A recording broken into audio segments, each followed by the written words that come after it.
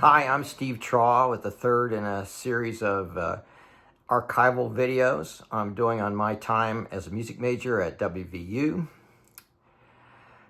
A straight line can be drawn between my future and the time I spent as a music major in the years of 1968 and 1969. They were truly incredible. Now, when I first got on the ensemble, I was sort of low man on the totem pole, and all I got to play were the toys, the tambourines and triangles and castanets, and the fire siren. We played Edgar Varèse's famous Ionization, which had a hand crank fire siren part in it, and for some reason I seemed to be the most appropriate guy to get it. My father never let me live it down. He was used to coming to concerts and see me be the soloist, and he came and saw me playing these little instruments. But I was not to be deterred. I played those parts with my heart and soul, and not being a shrinking violet, with a little flair. And audiences noticed. I remember we played Jimmy Webb's MacArthur Park that G.A. Ramonco arranged. And he had been my teacher earlier on when I was in high school. He came up to me afterward and said, "I never realized the potential of that auxiliary percussion part." And I said, "Well, G.A., once I realized it was the focus of the whole arrangement, I just had to do my best." Even though I went to see G.A. perform on the drum set whenever I could, it was an inspiration in musicality and finesse, I wouldn't see him for decades after I left the university. I think the last time was at the 1992 Percussive Arts Society convention in Indianapolis, where Harvey Mason was playing a piece I'd written for him, Masonata, that was commissioned by the Remo Drum Company.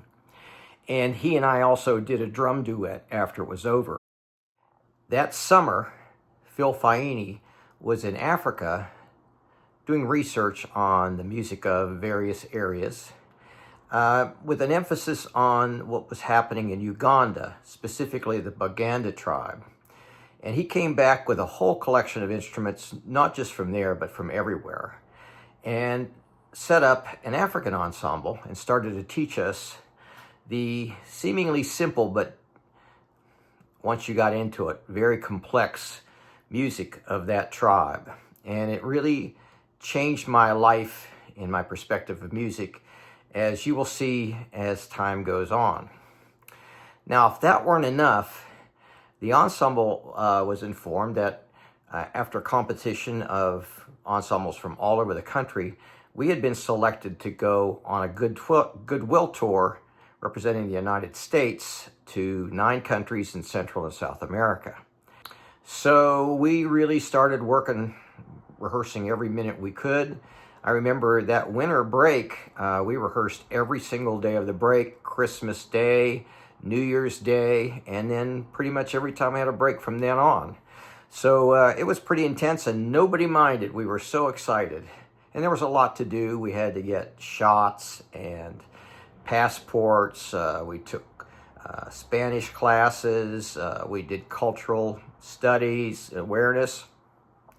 And of course, we had to get cases, many of them custom made, for all of our equipment that we were going to carry. I think there were over 40, and they were pretty big. Now, the State Department provided us with a representative. I think his name was Bob. And I didn't envy his job of getting all this equipment from place to place and getting it through customs in time as we went from country to country. Now, we left in June, and I remember at that time I was so excited because I was going to take my first flight in an airplane, and we got on a Pan Am flight in Pittsburgh Airport. And at that time, they didn't have jetways. You had to get on the tarmac and go up the steps, as you can see in this picture. And it would be the first of many, many flights we took, one of which we almost died. It's an adventure I will tell you about as we get going on. Now, the first country they took us to was Haiti. And they don't speak Spanish in Haiti. They speak a kind of Creole French, which I guess some of us who knew French could sort of understand. And I was shocked to get off the plane because there were guards carrying automatic weapons standing all along the roof of the airport. And that was a time when the notorious, ruthless dictator Papa Doc was in charge of the country and kind of held a stranglehold on it. And so I asked, are there some laws that we have to be really careful about not to get in trouble with? And they said, oh, they change all the time. If they put you up against a wall and shoot you, you know you've done something wrong. So, but it was a country that didn't seem to have any rules. Everything was really loose. They put us up in this really cool converted French mansion for living in a hotel. I remember we had this spacious room and these billowing windows, kind of like out of Casablanca. And they had a swimming pool, and we put it was so hot, we put all the pool furniture in the pool and sat in it there. And the waiters would come out and bring us drinks and pineapples and that kind of stuff. It was no big deal. Now, Haiti was almost like being in Africa at the time. You could hear voodoo drums up in the hills at night. And one thing we enjoyed was that there were these villages, and they had market days, one at each village for each day of the week. And we were able to pick our village and go over there and enjoy it. It was amazing to see all the handmade stuff. And of course, we got some souvenirs and stuff like that. The next place we went was Trinidad. And in Trinidad, they also don't speak Spanish. They speak a form of English that's hard to understand because they put the emphasis on a different syllable. But two things stand out. It was our first opportunity to see a steel drum band. And this was a group that was pretty well known. They were about our age. And man, they were good. And they've had every different size of drum. You know, today it's pretty common to see these groups. But back then, I don't remember them being very well known in the United States. One of the places they took us was this rum distillery. And it was a beautiful place. It was real nice inside in this tasting room. And they walked around with these silver trays of the 21 different kinds of rum they made. Well, being adventurous, some of the group had to taste every single flavor, had 21 quarter shots of rum. So it was a real memory to walk out of that place, stagger out of there, and pour them into the van. And very little sympathy was given to the hangovers they had the next day. The next place we went was Panama. And there are a few things I remember about Panama. Probably the most outstanding one was that they took us to a place that had never been performed, where no American group had ever performed. And Bob said, well, this is kind of an experiment. We're going to see how it goes. So we got in these shuttles, and we drove miles and miles and miles in this jungle until we showed up at this remote town with dirt streets and wooden sidewalks, and we played in a Quonset hut. But people came from everywhere, and it was a big hit. It was fun for us. The acoustics were interesting.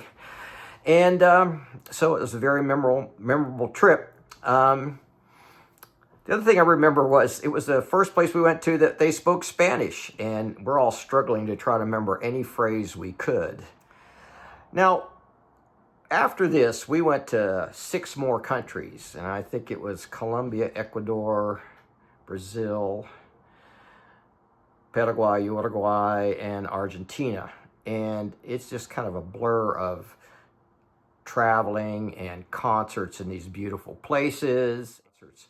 But I have a few things I want to talk about that I think you'll find interesting. One is that we had a per diem that we got, which was $19 a day. And we had to cover our accommodations and our food with that. But whatever we didn't spend, we got to keep.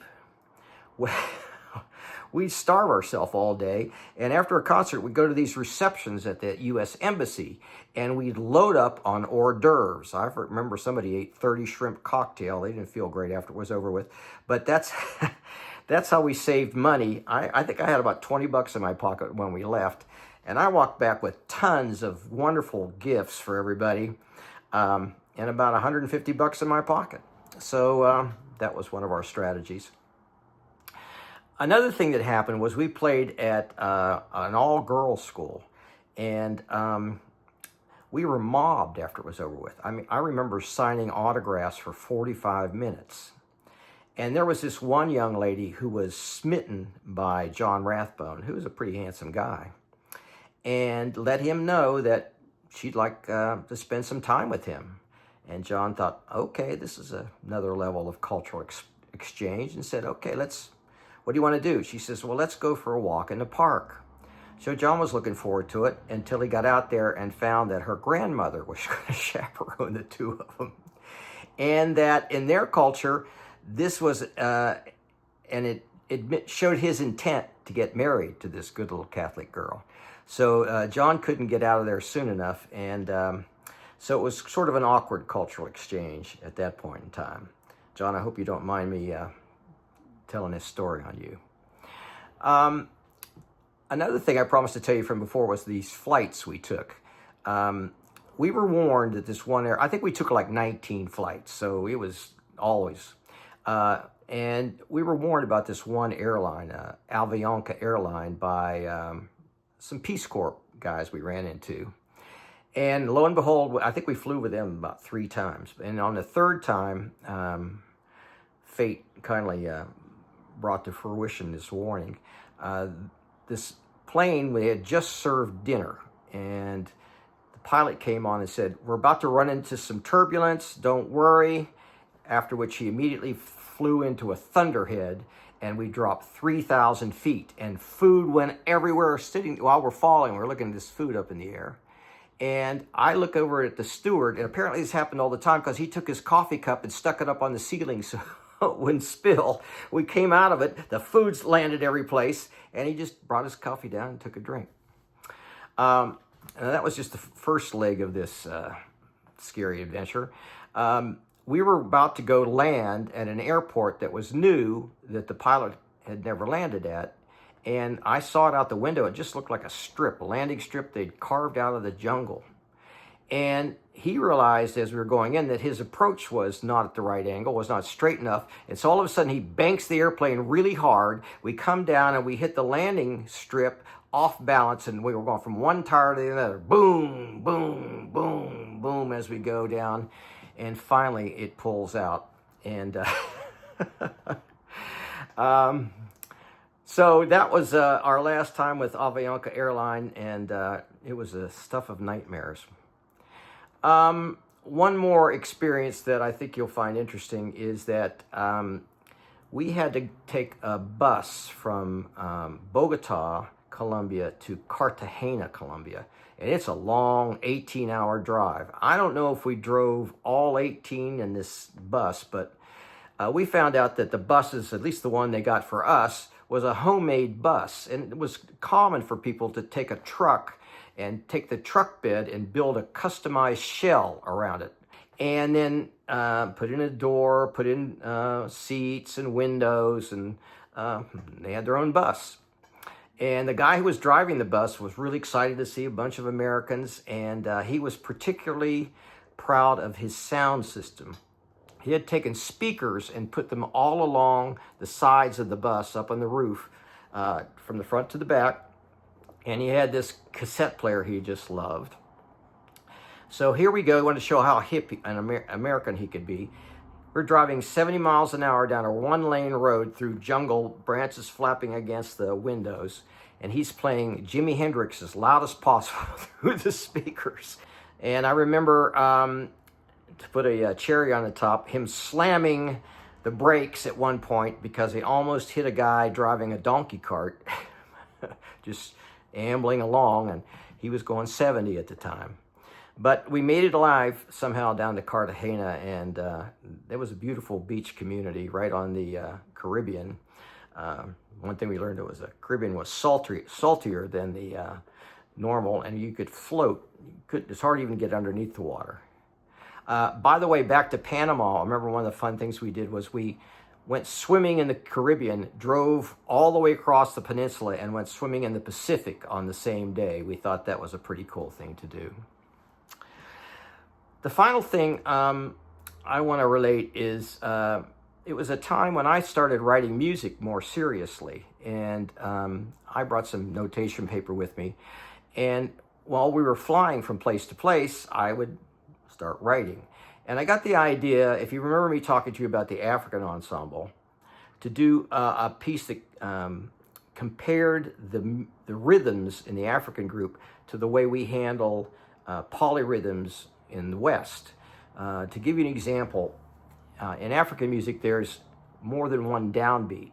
And it was basically, you could hear it in 3/4, and or you could go over 1/8 note to what would be the end of one and hear it in 6/8, an eighth note over. So a rhythm in 3/4 that we played was da da da da da da da da da da da da da da. But if you shift over and listen to the downbeat 1/8 note later in 6/8, it went ba da ba do ba ba da da da da ba do ba ba da da da. So it had a completely different personality, and it was a revelation to me that you could have this kind of floating rhythms. So the idea was to write these two arrangements, and it turned out I was enjoying the piece, and it turned out to be really a pivotal little piece.